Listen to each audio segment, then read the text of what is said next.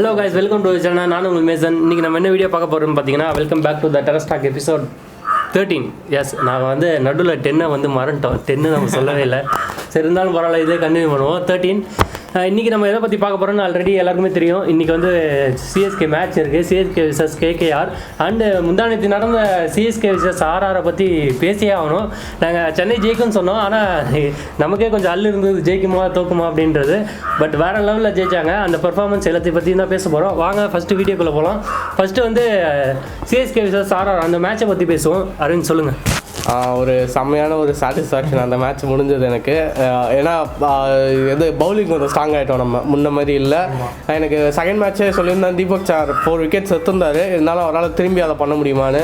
போன மேட்ச் பண்ணல, இருந்தாலும் அவர் பண்ணலனாலும் நம்ம பவுலிங் இன்னும் ஸ்ட்ராங்காக இருந்துச்சு. பிராவோக்கு கொஞ்சம் ஒய்டு போட்டார், மற்றபடி எல்லாருமே செம்மையாக போட்டாங்க. மொயின் அலி, சாம் கரன் பவர் பிளேயில் விக்கெட் எடுத்தது ரொம்ப ஒரு முக்கியமாக இருந்துச்சு. எனக்கு வந்து பேட்டிங் நல்லா அடித்தோம், எல்லாருமே அடித்தாங்க. ஒரு 20-25 ரன் அடித்தாங்க, யாருமே நிற்கல. ஆனால் ஒரு 20-25 அடித்தாங்க. ஸோ பேட்டிங் எனக்கு சாட்டிஸ்ஃபேக்ஷன் இருந்துச்சு. ஆனால் பவுலிங் தான் நான் கொஞ்சம் பயந்துருந்தேன். ஆனால் பவுலிங்கில் இப்போ வந்து கம்ப்ளீட் சாட்டிஸ்ஃபேக்ஷன் இருக்குது. நம்ம பிளே ஆஃப் போய்டுவோன்ற ஒரு நம்பிக்கை கொடுத்துச்சு போன மேட்ச். ஓகே, இப்போ ஏன் மாஸ்க் போட்டு பேசிகிட்டு இருக்கீங்க? ஓகே, அடுத்த விஷ்ணு உங்கள் இது எல்லாமே ஓவரால் பர்ஃபார்மன்ஸ் தான் சொல்லுவோம். நம்ம சிஎஸ்கே 1-2 பேரை தவிர எல்லாருமே நல்லா பர்ஃபார்ம் பண்ணாங்க. அதில் ஜடேஜாலாம் ட்விஸ்ட் வச்சார் நிறையா. அப்புறம் பார்த்தீங்கன்னா எல்லாருமே நல்லா தான் பண்ணாங்க. அந்த நடுவில் தான் அந்த பேட்டிங் ஆடும்போது விக்கெட் போனதுக்கப்புறம் கொஞ்சம் டவுன் ஆகிடுச்சு ரன் ரேட்டு. நான் என்ன நினச்சேன், 200 தாண்டி அடிச்சிருவாங்க போல் போகிற பக்கம் பார்த்தா அப்படின்னு நினச்சேன். ஆனால் அதுதான், மற்றபடி பார்த்தா எல்லாருமே நல்லா தான் பர்ஃபார்ம் பண்ணியிருந்தாங்க. அதே போல் இது டோனி அடிக்கணும்னு சொல்லி எல்லாரும் ஓரளவாவது அடித்தார். 2 4 அந்த மாதிரிலாம் அடிச்சுட்டு இருந்தாங்க. ஆனால் ரன் ரேட்டை கம்மி பண்ணிட்டாரு. 17 பால் ஆடி பரவாயில்ல. ஜடேஜாவும் அப்படி தான் பண்ணாரு, எல்லாருமே அப்படி தான் பண்ணாங்க. சாம் கரன் ரன் அவுட் ஆயிட்டாரு, அவரே ஒரு 6 அடிச்சாரு. சரி இவர் தான் அடிக்க போறாரு இந்த மாதிரி வச்சேன். கடைசியில் பிராவோ நல்லா அடிச்சுட்டு போயிட்டாரு. பிராவோ நல்லா அடிச்சாரு. ஒன்று சாகுல் தாக்கூர் எதுக்கு ரன் ஓடினாருன்னு தெரியல, கவனிக்கல போல. அவர் மட்டும் ஓடி போய் அவுட் ஆகிட்டு போயிட்டாரு. லாஸ்ட் ஓவர்னா அப்படி தான் நடக்கும். எல்லாம் மொயின் அலி சூப்பராக போட்டாரு. ரொம்ப பவுலிங்கை பற்றி இப்போ பேசுவோம். பவுலிங் வந்து உண்மையிலேயே ஃபஸ்ட்டு அந்த ஸ்பெல் போட்டது பார்த்தீங்கன்னா சாம் கரன் தான். ஸோ அவர் தான் வேறு லெவலில் போட்டுட்டு இருந்தார். அதுக்கப்புறம் பார்த்தீங்கன்னா ஜடேஜா வந்து ரன்னு கொடுத்தாரு. இருந்தாலும் அவர் வந்து ஒரு பிரேக் த்ரூ கொடுத்தாரு, ஒரு வேறு லெவல். அதான் மேட்ச் வந்து இதுவே ஆச்சு. அதான் எனக்கு ஒரு கம்ப்ளீட் டாமினன்ஸ் தான் இந்த மேட்ச்சு. நான் போனதாக சொல்ல, நம்ம 107 பஞ்சாப் ஆல் அவுட் ஆகணும். அதை விட இது பெட்டர் பவுலிங் பர்ஃபார்மன்ஸ் தான். ஏன்னா ஒரு பவுலர் மட்டும் இல்லை, ஜடேஜா ஆகட்டும், மொயின் அலி, சாம் கரன் எல்லாருமே அவங்களோட வேலையை கரெக்டாக பண்ணாங்க. தக்கூரும் ரன் கொடுக்கல அவ்வளோவா. இவர் பிராவோவும் நல்லா போட்டார். சஹார் விக்கெட் எடுக்கல, ஆனால் ட்ரை பண்ணார், ஒன்றும் செட் ஆகல. ஆனால் ஜடேஜா, மொயின் அலி பர்ஃபெக்டாக போட்டாங்க. சாம் கரனும் வேறு லெவலில் போட்டார். எனக்கு பிடிச்சது வந்து மொயின் அலி ஜடேஜா பவுலிங் தான் ரொம்ப பிடிச்சிருந்துச்சு. மொயின் அலி அதுவும் ரொம்ப நல்லா பண்ணார். ஜடேஜா வந்து பட்லர் விக்கெட் எடுத்தது தான் எனக்கு முக்கியம் இதுன்னு நினைக்கிறேன். நான் பட்லர் தான் ரொம்ப டேஞ்சரஸாக இருந்தது. அவர் எடுத்ததுனால தான் நான் கொஞ்சம் இது வந்துச்சு, நம்ம கையில் தான் மேட்ச்சு அப்படின்னு இருந்துச்சு. அதுக்கப்புறம் பார்த்தா மில்லர் வந்தார், அவர் விக்கெட்டையும் எடுத்துட்டாங்க எப்படியோ. அதுதான் எனக்கு ரொம்ப இதாக இருந்துச்சு. அதே போல் இந்த மேட்ச்சில் சாம்சன் வேறு தொடர்ந்து 2 மேட்ச் அவ்வளோ அடிக்கல. இந்த மேட்ச்சில் அடிச்சிருவாரோ அப்படின்ட்டு ஒரு இது பண்ணோம், பட் அடிக்கல. ஒரு மேட்ச் நல்லா ஆடுவார், மற்ற மேட்ச்லாம் பார்த்தீங்கன்னா. ஸோ நம்ம ப்ரெடிக்ட் பண்ண மாதிரியே தான் சிஎஸ்கே தான் வின் ஆச்சு. இன்றைக்கி மேட்சை பற்றி ப்ரெடிக்ட் பண்ணுவோம். இன்றைக்கி வந்து சிஎஸ்கே விசஸ் கேகேஆர், யார் வின் பண்ணுவா? சிஎஸ்கே தான். நம்ம வந்து ஒரு ஆர்ஆர் பஞ்சாபி அடிச்சோன்னா கண்டிப்பாக கொல்கத்தா வந்து அவங்க இன்னும் கம்ப்ளீட்டே பண்ணலாம். அவங்க பிளேயிங் லெவனை யார் எடுக்க போகிறாங்க, அவங்க ஒரு இதே இல்லாமல் இருக்க, ஒரு க்ளூவே இல்லாமல் இருக்காங்க. ஸோ கண்டிப்பாக சிஎஸ்கே தான் வின் பண்ணுவோம். நானும் சிஎஸ்கே தான் சொல்கிறேன். இப்போ தான் நல்ல ஃபார்மில் இருக்குது சிஎஸ்கே. கண்டிப்பாக அவங்க ஜெயிச்சிடுவாங்க நினைக்கிறேன். ஓகே, நானும் சிஎஸ்கே தான், ஏன்னா சிஎஸ்கே ஃபேன். அண்டு பிளே 11 யார் இருப்பா, கேகேஆராக இருந்தாலும் சரி, சிஎஸ்கேவாக இருந்தாலும் சரி, கண்டிப்பாக சிஎஸ்கே வந்து கைக்வாட் சேஞ்ச் பண்ணுவாங்கன்னு நினைக்கிறேன். ஆனால் தோனி பண்ண மாட்டார், எப்போவுமே ஒரு வின்னிங் காம்பினேஷன் மாற்ற மாட்டார். இருந்தாலும் கைக்வாடுக்கு 3 சான்ஸ் கொடுத்துட்டாங்க. நம்ம இப்போ இருக்க டைம்லேயே நம்ம வந்து வின்னிங் டீம்னு பார்க்காம நம்ம மாற்றிக்கிட்டே இருக்கணும். கண்டிப்பாக உத்தப்பா ஒரு நல்ல பேட்ஸ்மேன், ஓப்பனிங் பேட்ஸ்மேன் வெளில உட்காந்துருக்காரு. ஸோ கைக்வாட் 3 சான்ஸ் கொடுத்துட்டாங்க. 3லையுமே ஒழுங்காக பர்ஃபார்ம் பண்ணல. இதுக்கே பேட்டிங் பிச்சு 3மே ஒழுங்காக பர்ஃபார்ம் பண்ணல. ஸோ எனக்கு தெரிஞ்சு கண்டிப்பாக கைக்வாடுக்கு பதிலாக உத்தப்பா சேஞ்ச் பண்ணுவாங்கன்னு நினைக்கிறேன். மற்றபடி அந்த சேஞ்சஸ் இருக்கா சென்னையில். கொல்கத்தாவில் இருக்கலாம், மேபி இல்லாமல் கூட இருக்கலாம். ஷகிபுல் ஹசனுக்கு பதிலாக பென் கட்டிங் வரலாம். ஏன்னா அவங்களுக்கு ஒரு பவர் ஹிட்டர் இல்லை, ரசலில் விட்டால் வேறு பவர் ஹிட்டர் இல்லை அவங்கள்ட்ட. ஸோ அது அவங்க மேபி அந்த ஒரு சேஞ்ச் பண்ணலாம். இல்லை சைப்ளஸ்லாம் சுனில் நாராயணனை கூட கொண்டு வரலாம். அவங்க நிறைய ஸ்பின் வச்சுருக்காங்க. இருந்தாலும் மார்கனோட கேப்டன்சி பார்த்தீங்கன்னா ஃப்ரண்ட்லேயே எல்லா பாலரையும் யூஸ் பண்ணிடுறாரு. டெப்த்தில் அடி வாங்கிறாரு, நல்லா பிரசித் கிருஷ்ணாலாம் போட்டு அடி வாங்கிறாரு. ஸோ சுனில் நாராயணன் மேபி கொண்டு வரலாம்.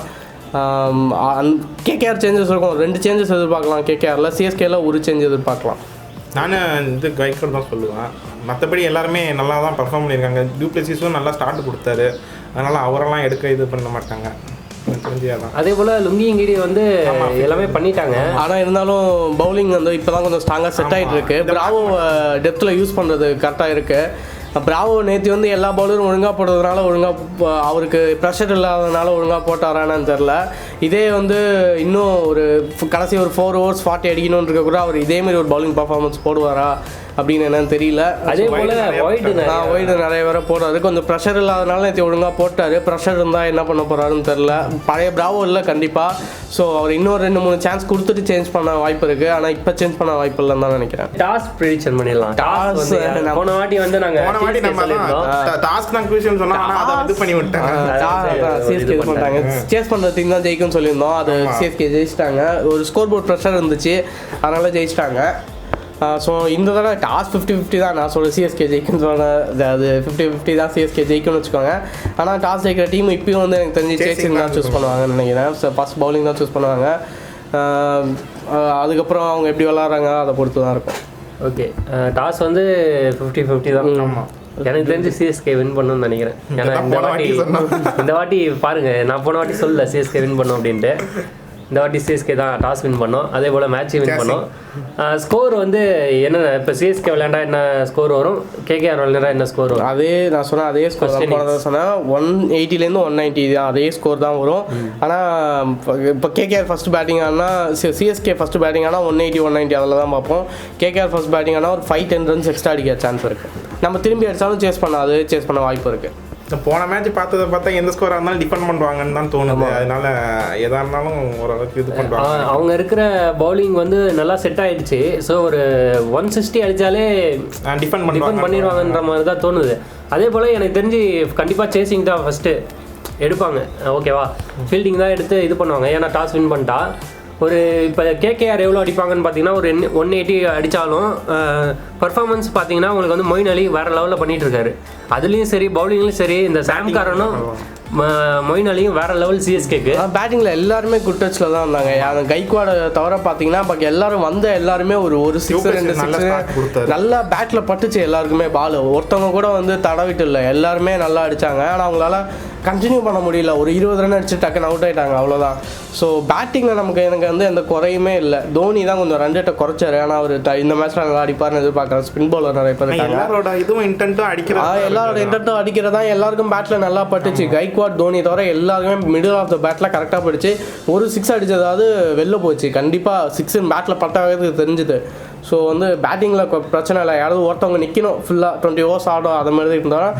மற்றபடி பவுலிங்கும் நமக்கு கொஞ்சம் செட் ஆகிடுச்சு. ஸோ இதாக தான் இருக்கும். சிஎஸ்கே தான் கண்டிப்பாக டாமினேட் பண்ணுவாங்க இந்த மேட்ச்சை. சிஎஸ்கே கண்டிப்பாக வின் பண்ணுங்க. ஏன்னா கேகேஆரில் இன்னும் எதுவுமே அவங்க எதுவுமே செட் பண்ணல. அவங்களே ஒரு க்ளூவே இல்லாமல் தான் இருக்காங்க. அவங்க யாரை ஓப்பனிங் இறக்குறது, யாரை இது பண்ணுறது. ராணா மட்டும் அடிச்சிட்ருக்காரு. ஸோ ராணாவையும் விக்கெட் எடுத்துருவாங்க ஸ்டார்டிங்கில் நம்ம டீமில்.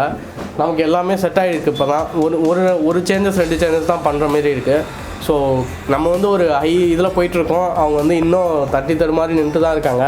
ஸோ அவங்க மேலே ஏறி போய்டும் தான் நினைக்கிறேன் நம்ம கண்டிப்பாக. ஓகே, இப்போ பேட்டிங் அது இருக்கட்டும். அடுத்து வந்து பவுலிங்கில் யார் நல்லா பர்ஃபார்ம் பண்ணுவான், விக்கெட்ஸ் எவ்வளோ இருப்பாங்க?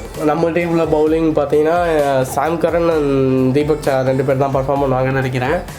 விக்கெட்ஸ்லாம் கரெக்டாலாம் ப்ரெடிக்ட் பண்ண முடியாது. பிச்சு இதெல்லாம் பார்த்துட்டு தான், பிச்சு ரிப்போர்ட்லாம் பார்த்து தான் சொல்ல முடியும்.